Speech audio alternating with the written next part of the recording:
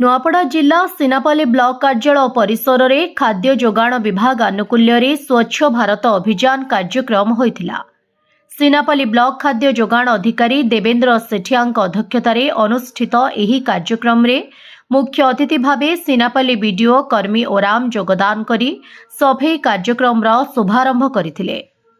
सम्मानित अतिथि भावे सीनापाली पंचायत समिति सभ्य मनीष कुमार पटेल उपस्थित रहिथिले।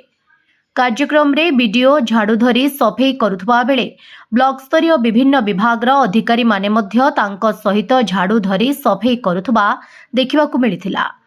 ब्लॉक कार्यालय परिसर छात उपर और रास्ता रे थिबा मैला आवर्जना सफेई करिथिले। कार्यक्रम रे बीएसएसओ डब्ल्यूईओ ब्लॉक स्तरीय विभिन्न विभागीय अधिकारी कर्मचारी उपस्थित रहिथिबा बेले ब्लॉक रो विभिन्न पंचायत जोगाण सहायक सहयोग करिथिले। सब एडिटर ऑल ओडिशा रु जगन्नाथ सागर को रिपोर्ट ओडिशा हाइलाइट समाचार।